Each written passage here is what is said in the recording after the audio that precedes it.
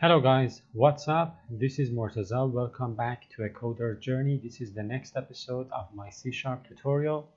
I hope you guys have already watched the previous videos. If that's not the case, please make sure you do, because as I have told you before, what we cover in each episode is kind of based upon the ideas of the previous videos. Now, over the past few videos, we kind of talked about, using arrays, and arrays are mostly used when you want to store kind of a list of values, right?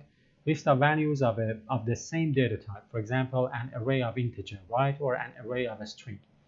The arrays that we have already talked about are called one-dimensional arrays, right? So it means that you can store one single list of values, but sometimes you might want to store tabular data, so data with rows and columns.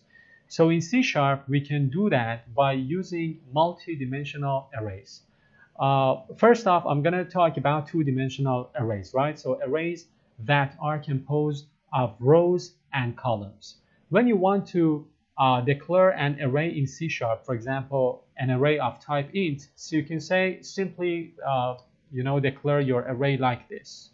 Numbers, and then you can, for example, assign values like this, right? So 1, 2, and 3.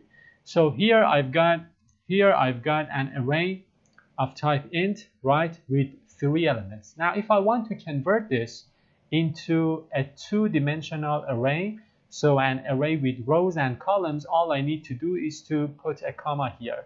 So this tells C# that numbers is an array which is composed of some rows and some columns. And as you can see, I get an error here. So in order to kind of initialize the values of my two-dimensional array, all I need to do is to cut this, and then what I want to do is to just put a pair of curly braces, right? This is the entire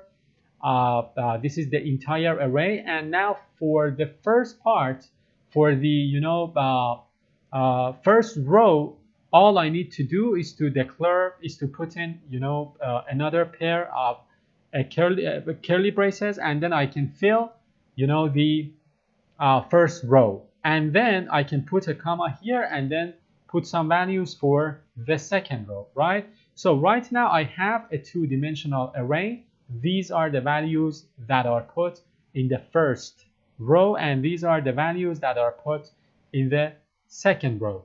And because I have not specified the number of elements in the rows or in the columns, I am going to initialize the array with some values. And C# now knows that this numbers is an array of integer with 3 values in the first row and 3 values in the second row. So basically my array has 2 rows, and in each row I have 3 columns, right?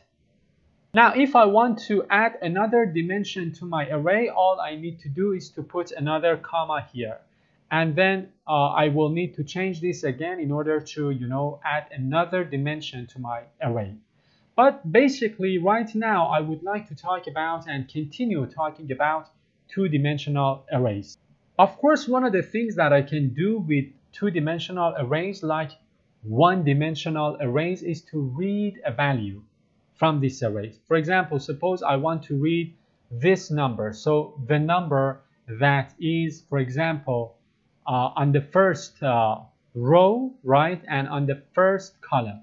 All I need to do is to go and write console log, and then I can say numbers. And then when I want to access the element that I want, I should put in the index or the indexes of the element. So this element is in the first row, right, and in the first column. So I can put in 0 and 0. So 0 means the first row, the first column. And of course, in the output, I will get 1. Let me run the application. And as you can see in the output, I get 1 because I am accessing the first element or the element which is located on the first row, on the first column, right? And of course, doing the same method, I can set some values in my array. For example, if I want to change this value is on the first row, right? And on the second column. So all I need to do is to go on and say I want to change the value on the first row and the third column. Actually, the third column, the index will be 2, and then I can change this to 5, right? Or let's say 50, and then let's read this value and print it here. Let us run the application, and as you can see, I have successfully changed the value at the specified, row and column.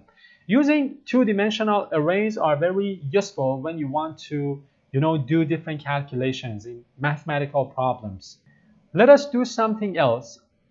I can also loop over the elements of my array. For example, I am going to get rid of these 2 lines of code, right? And I am going to say for each var of number in numbers, let's console write line then number, and let us run the application. Now, as you can see, I get the elements of the first row 1, 2, 3, and then I get the elements of the second row 3, 4, 5. So when you use a for each to loop over a two-dimensional array, you are getting the values row by row, right? You can also, let me close this.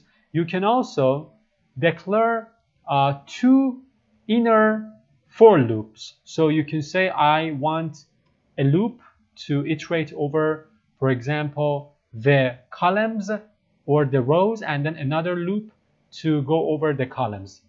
Let us do this. Row index starts from 0 and until row index is less than. How can I get the number of elements in the first row? I can say numbers.getLength and then put in the index of the dimension. So I want to get the length of the first dimension of my numbers array. And then I can say row index plus plus, right? So this is the first loop, right? The second loop, I'm going to copy this. I'm going to say column index, and this will of course be the second dimension, right? And then I can go on and print the value, right, which is at the specified row index and column index, right? So this is the way to go over all the rows and then all the elements which are in that row with, a two-dimensional array. Now let's run this. As you can see, I am getting 1, 2, 3, and then 3, 4, 5. The same output that the simple for each, kind of produced. But here I am using two for loops. The first one is going through the first dimension, right, with numbers.getLength 0, and the second one is going through the second dimension. And then in each iteration, I am kind of printing out the specific number at the specific row and column. That was it for two-dimensional arrays. I'm going to end this video here. I hope you've enjoyed watching it. If that's the case, please make sure you subscribe to A Coder's Journey if you aren't subscribed yet. Give this video a like if you have anything to say. If you want me to produce videos on a specific topic, just let me know in the comment section and I will get a crack at it. Thank you very much again for watching till the very end. See you next time.